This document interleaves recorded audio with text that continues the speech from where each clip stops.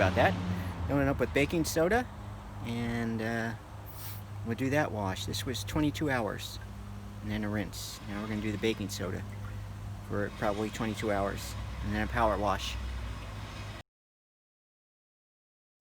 Okay, so it's a day later using the baking soda solution, and you can see there's a film on top now, but when I first came out this morning it was clear, but I saw surface rust on the flanges, which worried me.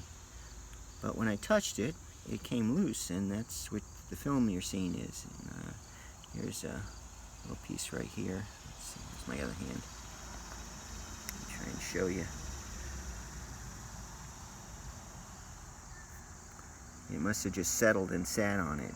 It's not really rusted per se.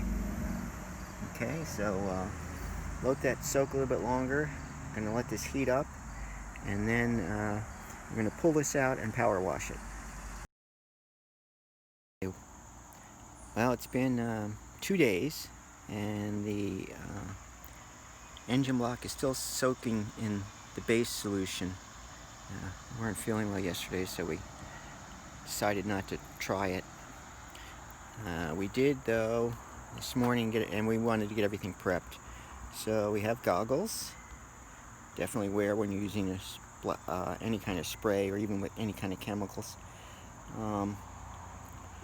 Gloves, cutting oil for putting on the cylinders once they're exposed again, paper towel for doing that, the masking tape and paper and scissors for cutting so we can put it on the cylinders, and various different vacuum attachments and shop vac, and the engine block.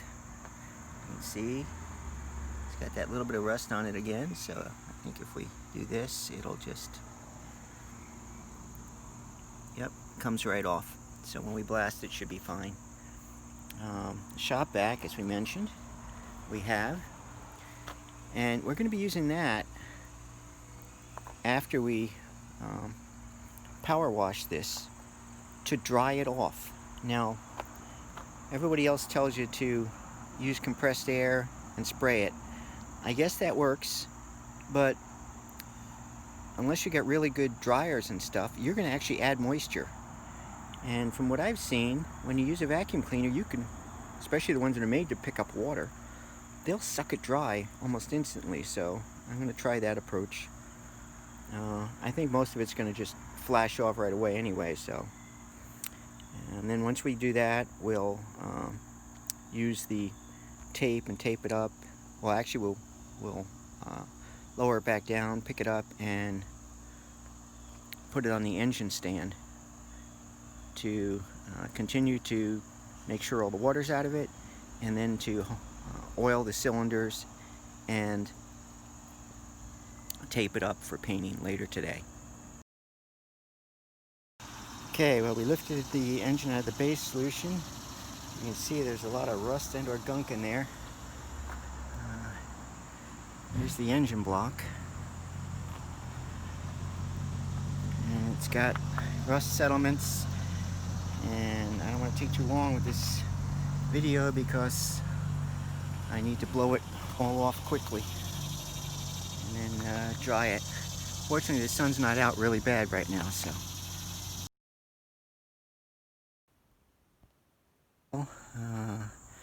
Took it out, power washed it, vacuumed it, vacuumed it, vacuumed it.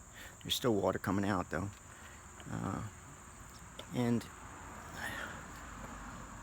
I'm actually very happy. It's already, you can see a little bit of surface rust, but that paint is made to grab onto that, convert it, and to actually looks for that. So that should work fine. I got to get oil in the cylinders though pretty quick. I'll lower it. That way I can turn it on the engine, put it on the engine stand. That way I can keep turning it, make sure I've got it all dried out,